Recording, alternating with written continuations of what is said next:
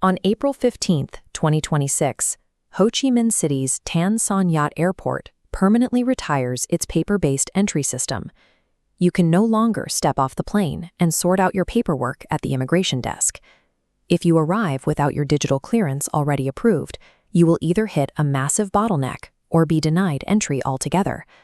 The government is rolling out two major digital systems simultaneously: the Digital Arrival Card, or DAC, and the newly updated e-visa domain portals.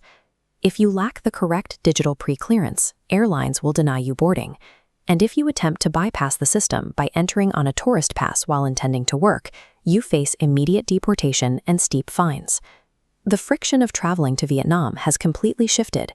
It no longer happens in the arrival line, it happens on your laptop at home. Pre-trip administrative planning is now a mandatory part of your journey.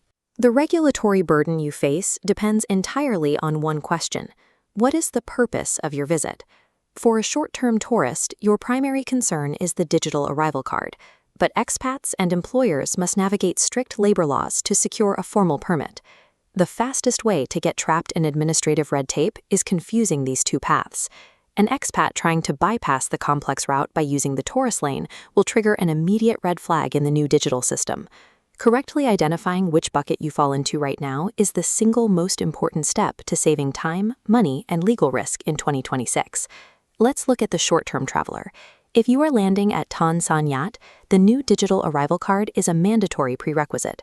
The optimal timeline is to input your personal data via the official immigration portal up to 72 hours before your departure. Once submitted, the system generates a QR code. You technically can wait and scan QR codes on the walls of the airport terminal upon arrival.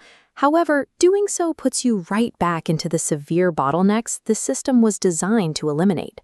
To be clear, the DAC is simply a queue-skipping security check. It does not replace your need for an actual 90-day e-visa. The actual electronic visa operates on an entirely separate legal track. Looking at Articles 16A and 16B of the Immigration Code here, you can see the specific legal procedures foreigners must follow to apply for and clear their electronic visas via the national portal. There are a few exceptions. If you are a transit passenger not passing through immigration or a citizen traveling on a domestic passport, you are exempt. Submitting your DAC online is completely free, meaning you should avoid any third-party websites trying to charge a processing fee. For a tourist, treating 5 minutes of data entry at home guarantees you skip the arrival queues and secure your boarding pass without a hitch. Now let's look at the expat branch. The 2026 update strictly enforces Decree 219, processing all foreign worker applications through the National Public Service Portal. Attempting to work in Vietnam on a standard tourist e-visa is a severe infraction. It triggers fines between 15 and 25 million VND, immediate deportation, and placement on a permanent immigration blacklist. To do this correctly, you have to provide heavy upfront inputs. You need consular legalized foreign diplomas, a strict 6-month criminal background check, and an approved health examination. Securing proper entry requires a visa categorized specifically for labor or investment. Here in the legal text, you can see the specific visa symbols LD1 and LD2. These are the explicit designations required for foreigners working in Vietnam, keeping them entirely distinct from tourist visas. The most common trap applicants fall into is a mismatch of terminology. Your official job title on the application must perfectly align with the specific qualifications listed on your provided diploma. Once all documents are properly formatted and uploaded into the single window mechanism, the government has a strict 10-day processing window to issue the permit. For the prospective expat, intense upfront document preparation is the mandatory price for ensuring your right to stay and work remains unchallenged. This brings expats and employers to a specific dilemma. Do you navigate these digital portals yourself, or is it worth paying for a specialized legal agency?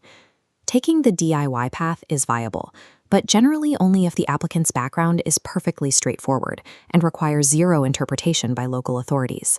The reality of the public portal is strict. Minor translation errors, unnotarized documents, or a police check that expired just a few days ago will result in an immediate rejection. Alternatively, you can utilize a premium agency path, enlisting external support from specialized firms like Viet On Law. These agencies provide critical advisory benefits, like specifically structuring your job description so it maps perfectly to complex local occupation codes, heavily increasing your approval rate. You have to weigh the upfront premium fee of an agency against the massive hidden costs of a rejected DIY application, which often leads to disrupted business operations or even forced exits. Using a professional firm functions as a form of insurance. In an era of strict enforcement, it guarantees that your application survives the scrutiny of local occupation codes and portal requirements. To summarize Vietnam's 2026 entry rules, we can place these paths onto an effort versus consequence matrix. The short-term traveler's optimal strategy sits right here in the bottom left. Submitting digital forms 72 hours early requires minimal administrative effort, but yields the high reward of avoiding airport chaos entirely. Meanwhile, the independent expat strategy lands in the top right. Taking on the National Public Service Portal alone demands maximum effort from you, and any minor mistakes carry the highest legal consequences. Finally, the corporate or agency-backed expat strategy moves down to the bottom right. Using an agency shifts the administrative burden entirely off your shoulders. It turns a high-effort bureaucratic process into a low-effort, legally secure reality.